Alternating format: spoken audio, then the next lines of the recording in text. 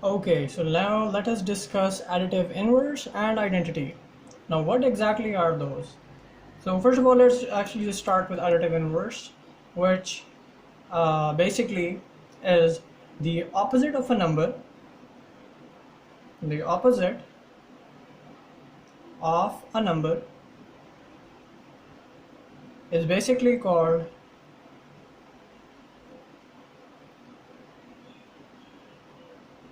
the additive inverse. Now let me actually explain to you what that means. It's called the additive inverse. Now imagine we have a number 4. If we have a number 4, what would be the opposite of 4? Negative 4. And what do we get at the end? 0. Now the thing about additive inverses is that this is the more actual thing. The general way of writing it is as A added with something B, and at the end you get 0. That when you get 0 at the end, when you add two different numbers, that is when we have found our additive inverse. A, we will say that A is the additive inverse of B. Okay, so let us actually do some problems with it. Let us see. Now for our first example, let us say we have 2. What when you add to 2 gives you 0 at the end? Now obviously it is negative 2. If you add 2 with negative 2, at the end you get 0. Okay, so moving on, the next thing, example number 2. If you have 10, what do you add to 10 to get 0? Obviously negative 10.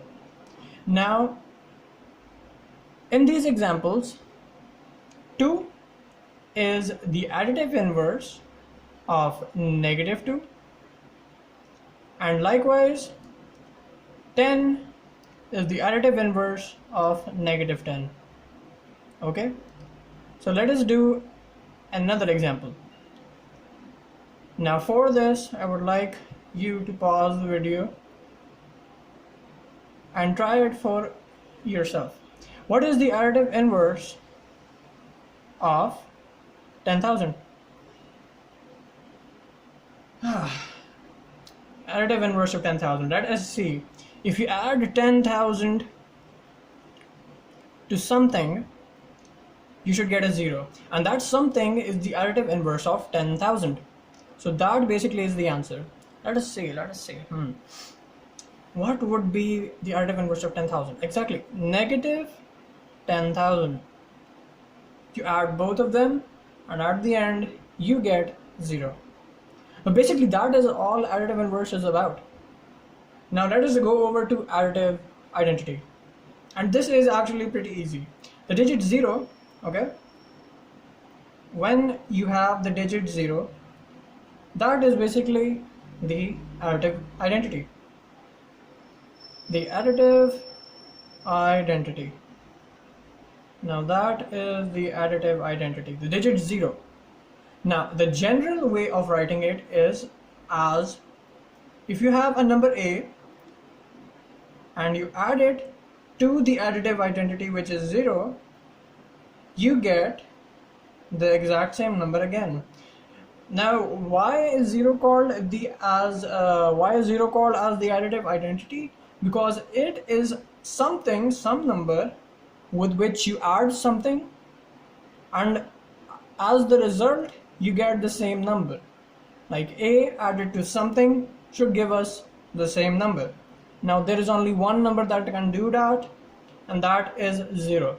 Okay, so that is why for as the additive identity, the digit 0 is the additive identity. Let's do an example just for fun. If we have the number 17, what would be the number with which you add it that you should get 17 again? Okay, exactly, it is 0. And that is all you need to know about additive inverse and additive identity. See you in the next video.